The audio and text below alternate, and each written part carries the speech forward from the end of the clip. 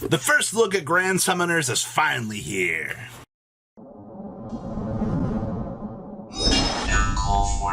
Make sure you guys smash that little crap out, subscribe button so you guys don't miss out on more awesome content. So, we got our first look at Grand Creators today.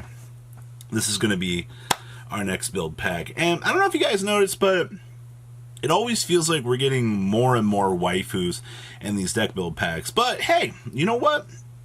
Waifus sell product. It's been the continuous trend going forward here for quite some time here. And I honestly think it's always quite interesting to see like the next waifus that they'll be able to market up and like the next cool theme that they're going to create in these sorts of sets. So, Grand Creators, we don't have any idea when we are going to be getting this set, to be honest with you guys. Probably could be early 2021 at the rate we're going here. So, the first of the three here. Now, this first art here is probably the most interesting. So, a gigantic monster that's the boss for the theme. And initially when I saw this, there's a lot going on here.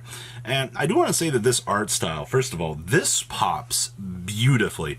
This is by far one of the coolest pieces that I've seen in modern Yu-Gi-Oh history. Also, take note up here that there is one Grand Summoner up here. And then, of course, it looks like we got some yin-yang stuff going on here. This feels very koi fishy, even though I know that this is a dragon.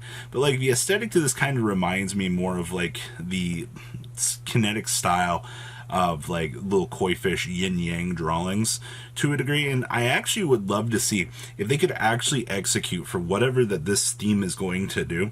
If we could pull more of that traditionalistic art style and pull into this, kind of feels more techno-vibey as well here. I know you can see along this. But in terms of capturing the spirit here of more, I want to say Japanese traditionalistic art, this frickin' looks beautifully.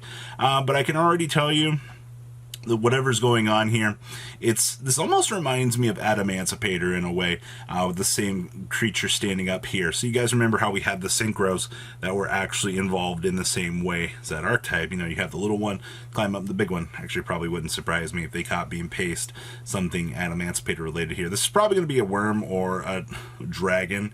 Oh boy, more generic dragon support. Things that Yu-Gi-Oh players don't want to hear for 500. Actually, having a good worm archetype outside of like 10 Yi would actually be super exciting for this. But man, oh man, I can't get over like how great the wheels look here for the yin-yang or the little tidal wave clouds. Actually, if this could actually end up being a water boss monster, I think that would be really awesome, actually. We do kind of lack a lot of decent, like, archetypal support for water. Actually having a good water archetype. I know penguins and fish exist, alright? Don't get me wrong. I also like Shizuku's a water monster at the end of the day.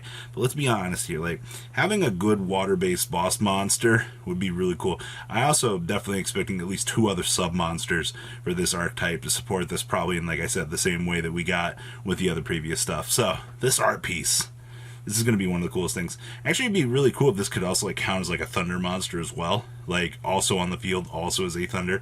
Could also be a water thunder monster. That'd be really weird, actually. I'm not exactly sure how I'd feel about that. But maybe the rest of the monsters have the ability to draw creatures. I don't know. But I'm excited for all 3 of these cards. So yeah, it's a gigantic boss monster. That's the theme. So we did get our big boss monster here. Now this one spins a lot of wheels here. And I've already heard 2 wild theories about this. First up, the first theory is this is Ecclesia from another alternate timeline. I'm not too sure what we're pulling there with that, but keep in mind that this is an Exceed monster. Alright, as you saw here, an Exceed monster that rescues souls.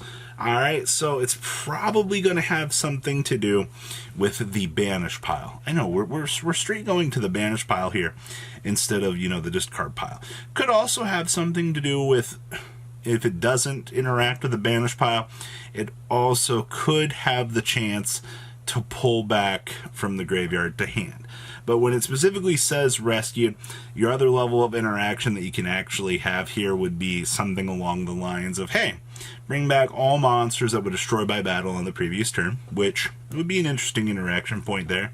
I could definitely see that. But first speculation point here, somebody was like, oh my god, that's Ecclesia from another timeline. I'm like, that doesn't make any sense. We've never actually like seen Yu-Gi-Oh! Do anything like that. That would be actually awesome. Imagine. And the other one was, oh, isn't that just Ray? I was like, guys, like, chill out. No, that is not Ray. It might be the same artist as Ecclesia and Ray.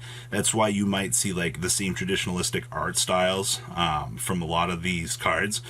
There's definitely that point to consider, that it could be the same artist. But at the end of the day here, rescuing lost souls in an Exceed monster, I would love to see this be a big Exceed monster. More than likely, it might be a rank 4. Traditionally, rank 4s have been the best toolboxing options for the Exceed deck, but if we're really going to go down the paradigm here of having a card that literally just gives protection to card effects, or, you know, just generically revives monsters from the graveyard in Exceed form, it's going to have to be a pretty big Exceed monster with some possible downsides. Because if this card literally just says detach and Exceed material, target a monster in the graveyard and special summon it, you know, the emphasis on souls wouldn't really mean too much. So if it's just detach, special soul, summon 1 or 2 from the graveyard with like the restriction of you can't special summon for the rest of the turn after you apply this effect, well, we're going to cry anyway, because that's just art that's down the drain that looks beautiful that we can't do anything with. And well, fortunately, you know how Yu-Gi-Oh! Goes with effects like that. We cry every time. I think this is probably the coolest art theme in the set next to the Koi Koi Dragon that we just saw. So this one, I'm looking forward to this. And the last piece down here, a key card to start an adventure. Now, the first thing I want to say here is, Witchcrafter? Is that you? We get Witchcrafter support? Witchcrafter? Probably not. As much as I want this to be Witchcrafter support, I don't think it's going to happen. I also want to emphasize a few things here with this. So here you see that we have like a little castle here with this. In here, I'm not quite sure. It looks like kind of like a little village-esque scene here. I see we have another place here. We have water here. This might be another waters here. But you have 5, I guess, like teleportation places that you could end up. Now, that brings up the point here of, remember, this says a key card to start an adventure, which means a couple of things. We actually might have another theme that will involve rotating field spells.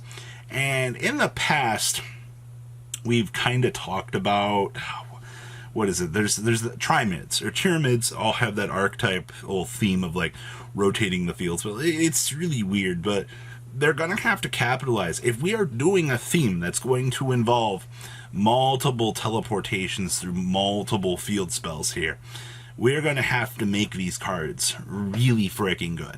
Alright, and I'm not going to say that that's about as much of a failure as Infernoble Knights and Noble Knights were, but involving multiple field spells, typically in an archetype, never really ends well. So, if anything, this card art is freaking gorgeous. The spellcaster here, that is the one going to be, I guess, changing the portals for us to go through here, also might be another water monster. How many water monsters can they pull off for this theme? I'm not exactly too sure about that. Quite honestly, there's a lot of water support that could be hinted at for this archetype. To be fair, water's been massively undersupported for frickin' how long at this point? So, multiple field spell archetype inbound. Prepare to be disappointed as, you know, you have to play like 8 field spells in your deck that don't really do anything. Now, if they're field spells that you can interchange and use effects on your opponent's turn to cause negations, well, don't let me stop you from making a decent archetype. I think that'd be pretty cool. So, that is the Grand Chaser set in a nutshell. This absolutely looks like it's got potential here. I see we have another interesting monster right here. another spellcaster here as well. And I'm not sure what's going on here, but this is going to open up some very interesting doors for this set. So, what do you guys think about the first look at Grand Chasers? Please leave a comment down below. Tell me what you guys think. Smash it, crib out, subscribe, and so you guys don't miss out more awesome content. I'll see your beautiful faces back here later on. There's some more cool, awesome content. Peace out, guys.